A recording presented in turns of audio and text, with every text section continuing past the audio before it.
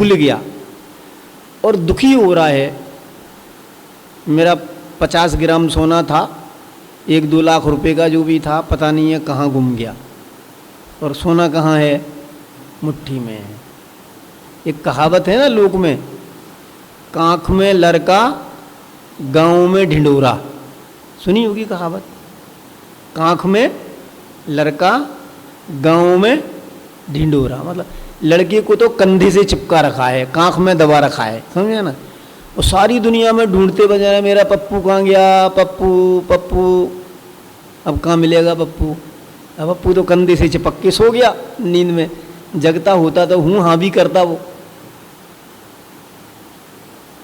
ऐसी दशा ये है। सुख तो निज आत्म स्वभाव के अंदर भरा हुआ है, और ये कहाँ ढूंढ रहा है, बाहर में, शरीर में, संयोग में, धन में, मकान में, दुकान में, पद में, बाहर में सुख खोजता है। और रात और दिन मृग मरीचिका की भांति दौड़ लगा रहा है, लेकिन इसको पानी नहीं मिलता है, सुख नहीं मिलता है, क्योंकि बाहर में सुख है ही नहीं। सुख तो अंदर में था, और खोजता कहाँ है, ये बाहर में खोजता है। इसलिए अपने स्वभाव को भूल गया, ये ज्ञान स्वभावी आत्मा को भूलकर मोह राग द्वेष रूपी विकारी भावों को करता है, इसलिए यह दुखी है। समझ में आएगा दुख का कारण।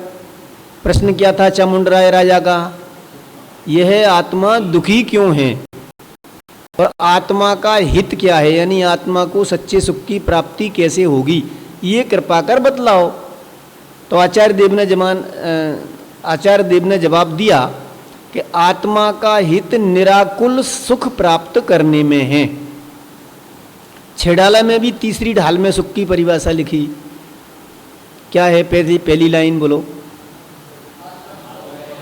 हाँ, आत्म को हित है सुख सो सुख, आकुलता बिन कहिए, आकुलता शिव महीना ताते, शिव मगे लाग्यो चाहिए। आकुलता कहाँ नहीं है, मोक्ष में नहीं है, आज़ादी में, स्वतंत्रता में नहीं है। जब जीव सर्व कर्म बंधनों से रहित, द्रव्य कर्म, भाव कर्म और नो कर्म, तीनों प्रकार के कर्मों से रहित मुक्त अवस्था को प्राप्त करता है। स्वभाव से तो मुक्त ही है, लेकिन पर्याय में इसकी बंधन की दशा चल रही है। तो पर्याय में भी जब बंधनों से मुक्त होकर के अपनी स्वाधीनता को प्राप्त करता है, मुक्ति को प्राप्त करता है, तब यह जीव पूर्ण सच्चे सुख को प्राप्त कर लेता है। लेकिन वो सुख अपने ज्ञान स्वभावी आत्मा के आश्रय से प्रकट होगा, इसलिए उसके स्वरूप को सबसे पहले हमें समझना चाहिए कि मैं दुखी हूँ ही नहीं, मैं दुख स्वरूप हूँ ही नहीं। कैसा, कौन से स्वभाव वाला हूँ, सुख स्वभाव वाला, ज्ञान स्वभाव वाला। समझ में है ना। मेरा स्वभाव कैसा है, सुखी रहना कि दुखी रहना, जानना के करना भोगना, बस। लेकिन ये जानन हार नहीं रह करके कर्ता धर्ता बनता है, मोह राग द्वेष से पर पदार्थों को अपने अनुकूल बनाना चाहता है, पर पदार्थों से सुख प्राप्त करना चाहता है। बस यही इसके दुख का कारण है। तो फिर चामुंडराय राजा ने प्रश्न किया कि महाराज, हमने तो सुना है कि दुख का कारण कर्म है। कर्म से समझ में है ना, 8 कर्म जो कहे जाते हैं, द्रव्य कर्म, ज्ञानावरणी, दर्शनावरणी, मोहिनी, अंतराय, आयु, नाम, गोत्र, वेदनी, ये 8 कर्म है ना। इनको सारा जगत के कर्म बहुत दुख देते हैं। कर्म के उदय के अनुसार जीव की सारी दशाएं होती हैं, ऐसा लोक में कहा जाता है। लेकिन यहाँ कह रहे हैं कर्म वरम कोई जीव को दुख देता नहीं है। यदि कर्म दुख देते हों और कर्म ही इसको बांधते हों, कर्म ही राग द्वेष मोह कराते हों, तो सारे जगत में कर्म व्याप्त हैं और वो रहेंगे, तो फिर कभी इसको राग द्वेष मोह का अभाव नहीं होने देंगे। लेकिन सही बात तो ये है, कोई कर्म वरम दुख देता नहीं है। कर्म के उदय में यह जीव स्वयं अपने स्वभाव को भूल जाता है। उसके कारण से यह दुखी होता है। तो देखो क्या उत्तर दिया, नहीं भाई, जब यह आत्मा अपने को भूलकर स्वयं मोह राग द्वेष भाव रूप विकारी परिणमन करता है, तब कर्म का उदय इसमें निमित्त कहा जाता है। ये स्वयं अपने को भूलकर राग द्वेष मोह भाव रूप में परिणमन करे तो कर्म का उदय निमित्त कहा जाता है। कर्म थोड़े ही जबरदस्ती आत्मा को विकार कराते हैं, कोई जबरदस्ती करके कर्म तो विकार कराते नहीं हैं। अनंत कहाँ खो गए? यहीं हो कि बाहर चले गए? अच्छा चलो, ठीक है। कर्म जबरदस्ती थोड़ी ही आत्मा को विकारी कराते हैं। जब ये जीव अपने स्वभाव को भूलकर स्वयं राग द्वेष मोह भाव रूप परिणमन करता है, तब वो कर्म का उदय निमित्त कहलाता है। कर्म कोई राग द्वेष मोह नहीं कराता है। हम तो जब भी कभी कोई तकलीफ हो ना, तो हम क्या कहते हैं, क्या करूं, मेरे कर्म का उदय ही ऐसा है। अरे कर्म का उदय कर्म में है, तेरे में थोड़ी है, तू तो उनसे भिन्न है। उसी समय चाहे तो अपने ज्ञायक भाव को देख करके यह शांत और सुख को प्राप्त कर सकता है। यदि संयोगों की अनुकूलता प्रतिकूलता से सुख दुख होता तो वे चक्रवर्ती तीर्थंकर आदि बड़े बड़े महापुरुष सुख की राज्य रूप अवस्था सर्व प्रकार की सुख सुविधाएं उनको क्यों छोड़ते? और संयोगों से प्रतिकूलता से दुख होता तो फिर इतने इतने उपसर्ग और परिसह मुनि भगवंत सहन करते हैं तो वो दुखी हो जाते। लेकिन अपन देखते हैं वो बाहर से अनेक प्रकार की प्रतिकूलताएं होने पर भी दुखी होते नहीं हैं। इसका मतलब ये है कर्म और बाहर के संयोग कोई सुख दुख देते नहीं है। कर्म का उदय तो उनके भी आया कि नहीं आया? अनेक प्रकार की प्रतिकूलताएं उनको भी मिली कि नहीं मिली? इसका मतलब ये है जीव स्वयं अपनी पुरुषार्थहीनता से अपने स्वभाव को भूल जाता है तो कर्म के उदय पर निमित्त होने का आरोप आ जाता है। बस इतनी सी बात है उसमें, ठीक है ना। हम भी जब कोई दुखी होते हैं तो कोई संयोग या कर्म दुखी नहीं कराता। हमारे क्लास में आने वाले नंबर सुखी दुखी नहीं करते हैं, मोह से सुखी दुखी होते हैं। नहीं तो ये तो जीव ज्ञान स्वभावी है, जानता हुआ आनंदित रहे, करता धरता तो है नहीं। ये तो कर्म के उदय में रागादिक की परिणति उत्पन्न होती है और ये अनेक प्रकार के विकारी भाव उत्पन्न होते रहते हैं, जिनसे हमारा जो भी संसार का चक्र चल रहा है, बच्चे हैं फिर स्कूल जाते हैं फिर पढ़ाई करते हैं, ये सब चल रहा है ना, ये सब उदयाधीन क्रिया चल रही है। इसमें कोई हमारा पुरुषार्थ काम करता नहीं है। लेकिन अपने स्वभाव को भूलकर उन संयोगों से अपने आप को सुखी दुखी मानते हैं, ये हमारी भूल है। उसी भूल से जीव दुखी है, ठीक है। अब प्रश्न हुआ, निमित्त कहा ना यहाँ पर कि जब यह आत्मा अपने को भूलकर स्वयं मोह राग द्वेष भाव रूप विकारी परिणमन करता है तब कर्म का उदय उसमें निमित्त कहा जाता है। तो अब नया प्रश्न खड़ा हो गया कि निमित्त किसे कहते हैं? निमित्त कहा ना, उपादान नहीं कहा, तो ये निमित्त किसे कहते हैं?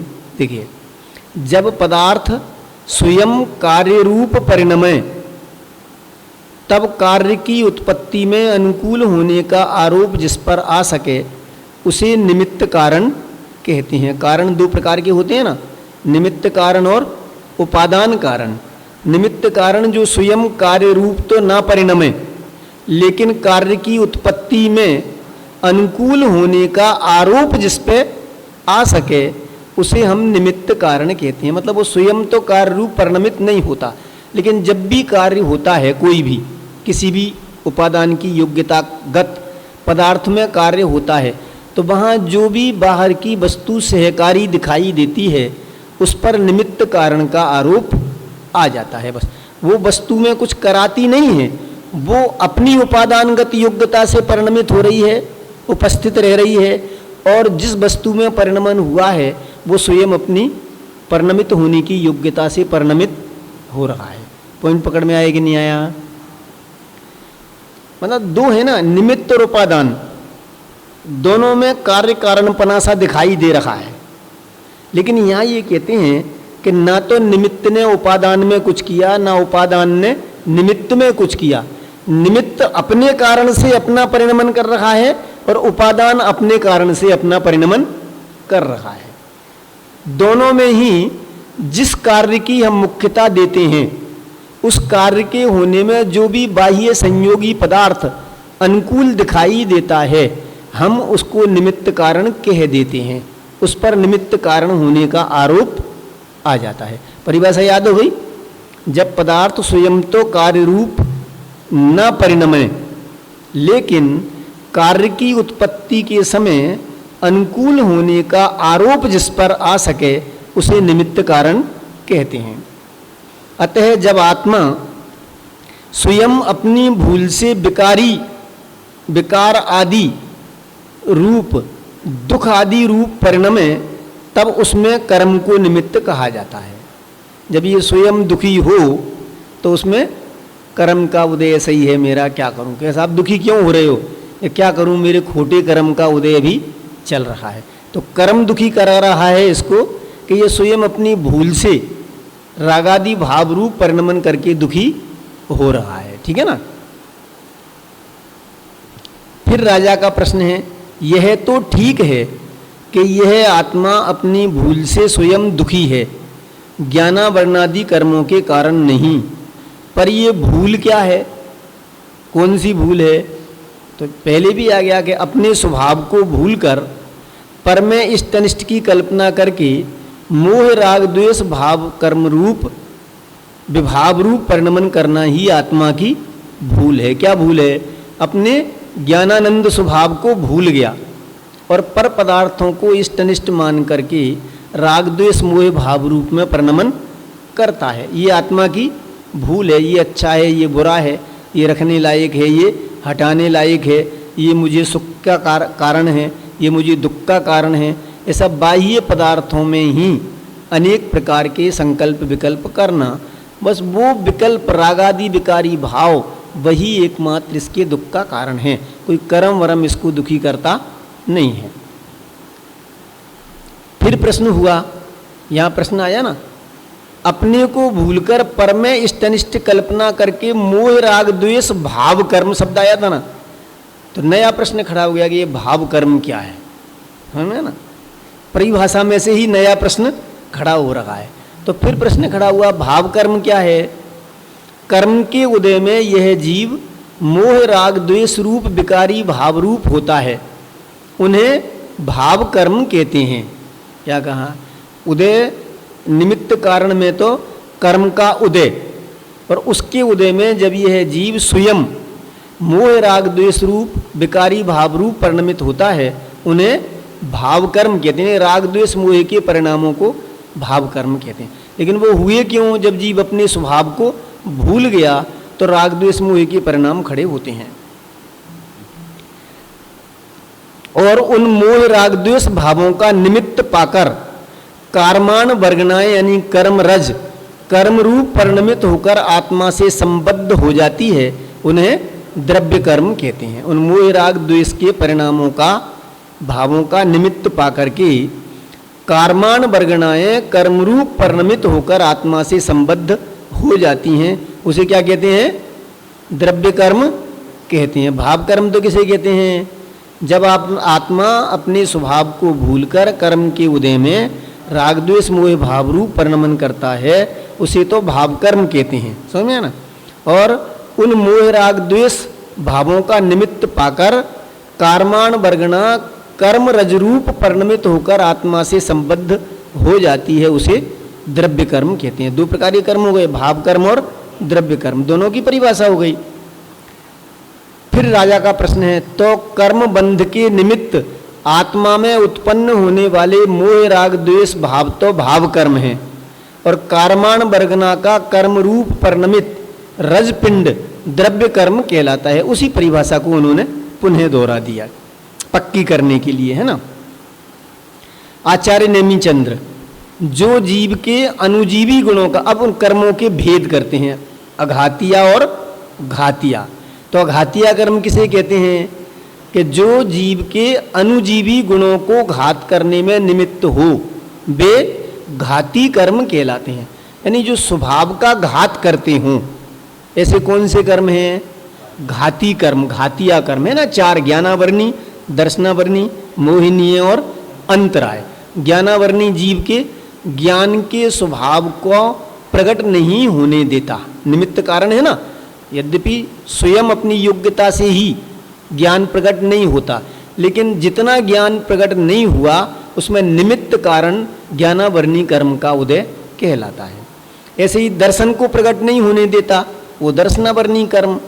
ऐसे ही श्रद्धा और चारित्र को प्रकट नहीं होने देता, वो दर्शन मोहिनीय और चारित्र मोहिनीय कर्म। और इसी प्रकार से दान, लाभ, भोग और वीर्य, ये जो 5 शक्तियां हैं जीव की, उनको प्रकट नहीं होने देता, वो कहलाता है अंतराय कर्म। ठीक है, तो यहाँ 4 कर्मों की बात की, परिभाषा आगे आने वाली है इसमें। जो जीव के अनुजीवी गुणों का घात करने में निमित्त हो, अनुजीवी गुण यानी जीव में जो पाए जाते हो, जीव के सहारे से जो गुण रहते हों उन्हें कहते हैं अनुजीवी गुण, और दूसरों के आश्रय से जो रहते हैं उनको कहते हैं प्रतिजीवी गुण। समझ में ना? जैसे एक पेड़ है, वो स्वयं अनुजीवी है और उस पर चढ़ने वाली बेल है, बहुत सी बेलें चढ़ती हैं ना, स्वयं अपने आश्रय से नहीं चल सकती, किसी ना किसी का सहारा चाहिए उनको, वो कहलाती है प्रतिजीवी। समझ में है ना?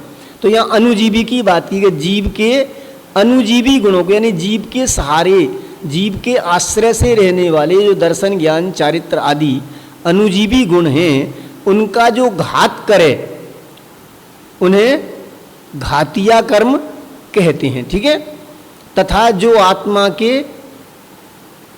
अनुजीवी गुणों के घात में निमित्त न हों, अनुजीवी गुणों को घात न करते हों, उन्हें अघातिया कर्म कहते हैं। संयोग दिलाते हों लेकिन स्वभाव का घात नहीं करते हों, उन्हें अघातिया कर्म कहते हैं। ठीक है, ज्ञान पर आवरण डालने वाले कर्म को ज्ञानावरण और दर्शन पर आवरण डालने वाले कर्म को दर्शनावरण कहते हैं। अपन अभी परिभाषा बता चुके।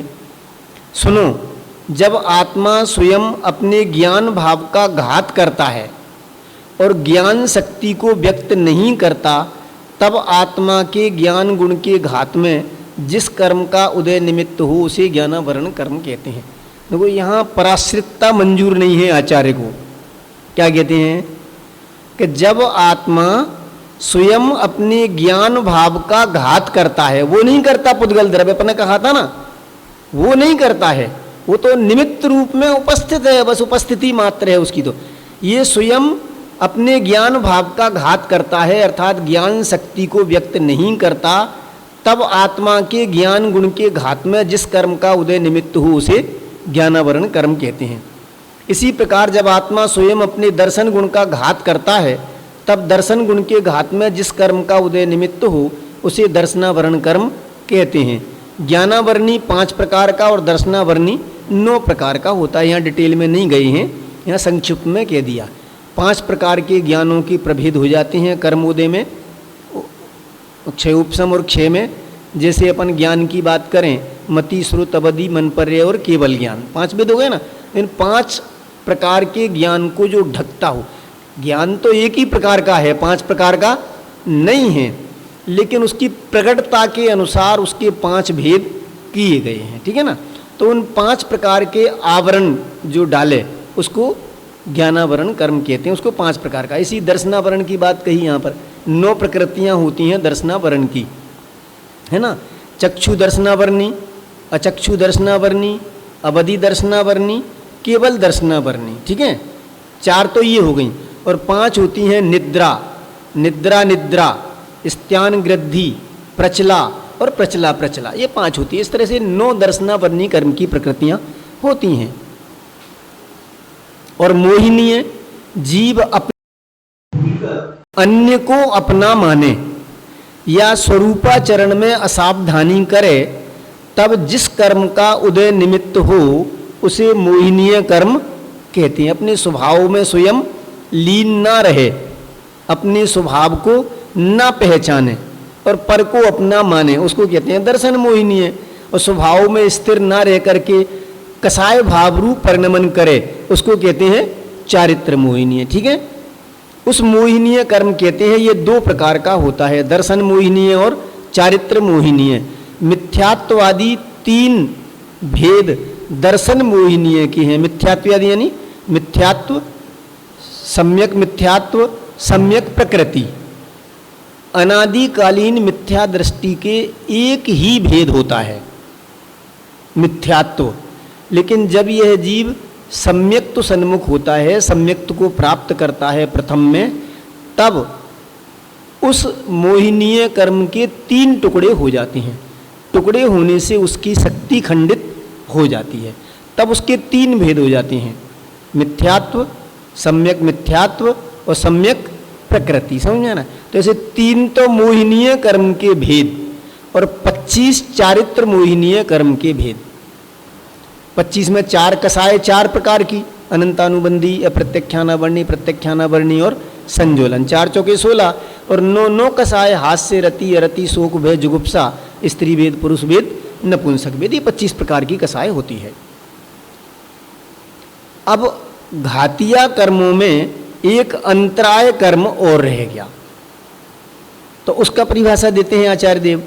जीव के दान, लाभ, भोग, उपभोग और वीर्य के विघ्न में जिस कर्म का उदय निमित्त हो उसे अंतराय कर्म कहते हैं। ये 5 प्रकार का होता है, ये 5 भेद हैं, दान, लाभ, भोग, उपभोग और वीर्य। दान, अभी यहाँ व्यवहार की परिभाषा यहाँ पर ली है। दान यानी हमें समझ लीजिए कुछ रुपया, पैसा, सोना, चांदी, मंदिर के लिए कुछ उपकरण दान देने की भावना हो रही है, लेकिन दान देने में कोई ना कोई विघ्न उपस्थित हो, वो दानांतराय कर्म का उदय निमित्त उसमें कहलाता है। ऐसे ही भोग, जो एक बार भोगा जा सके उसको भोग कहते हैं।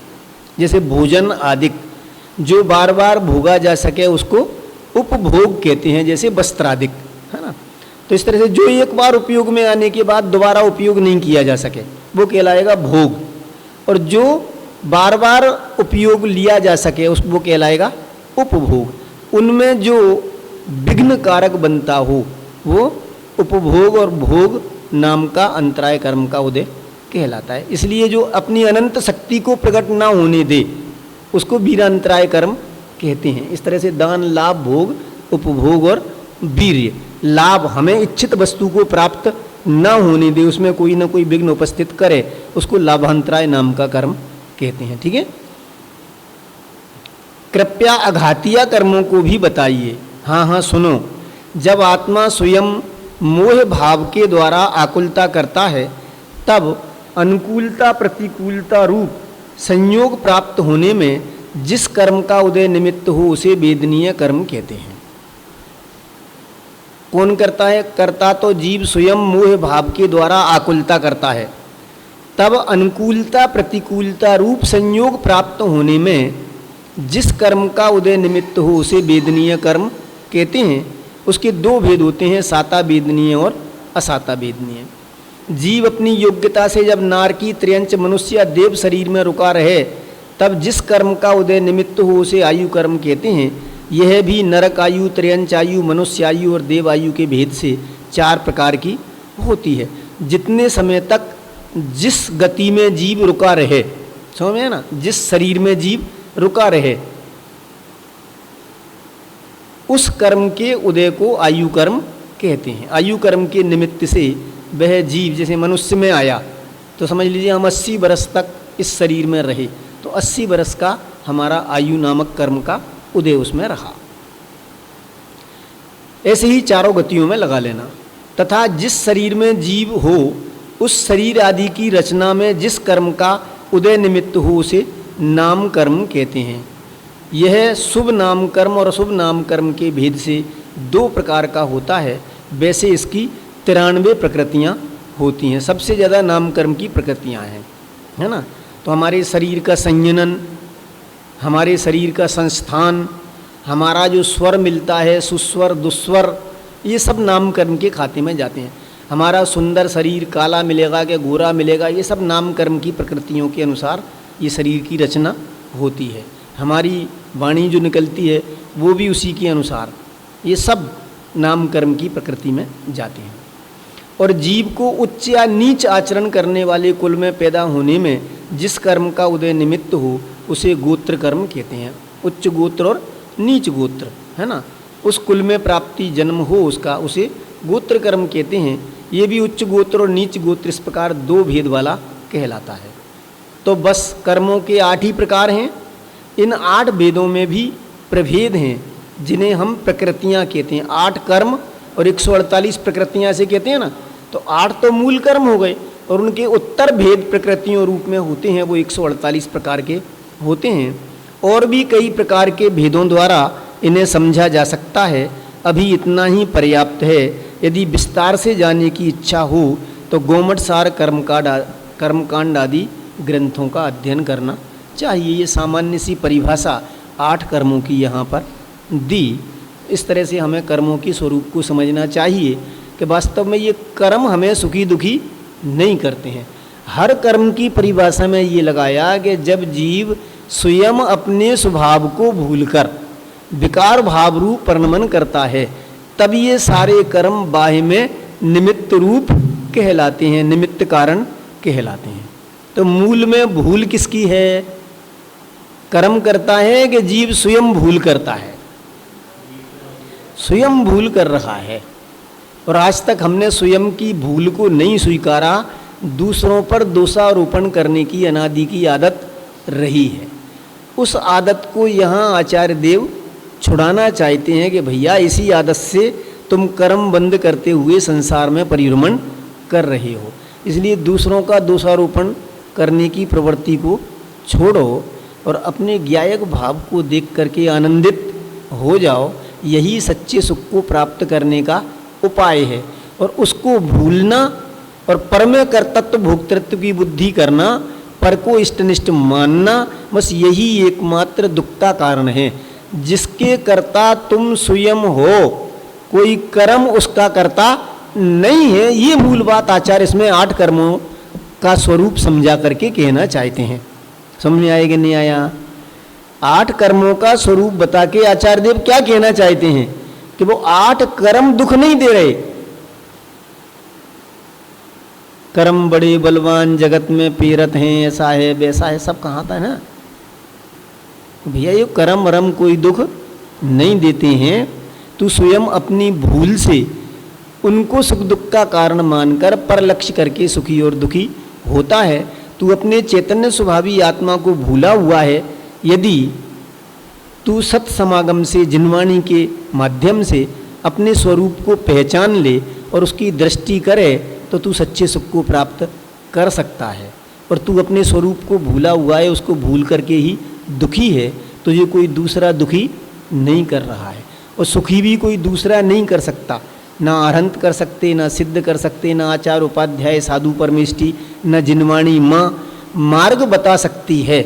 सुखी तो समझ करके तुम्हें स्वयं उस रूप परिणमन करके होना पड़ेगा। दूसरा कोई तुम्हें सुखी कर सकता नहीं है और दूसरा कोई तुम्हें दुखी भी कर रहा नहीं है। इतनी बात समझाने के लिए सारा जगत जैनियों में, अजैनी तो कर्म मर्म जानते ही नहीं है, समझ में है ना, जैनियों में सारा जगत कर्म को दुख का कारण मानता है। उसका यहाँ पर निषेध किया कर्म की चर्चा करके। और दुनिया में भगवान को मानते हैं कर्ता, तो यहाँ कहते हैं कोई भगवान सुखी दुखी नहीं करता है। तुम्हारी स्वयं की भूल तुम्हें दुखी करती है और स्वयं की भूल सुधार करके अपने स्वरूप को पहचानना वो तुम्हारे लिए सुख का कारण बनता है। शेष चर्चा आगे जिनवाणी।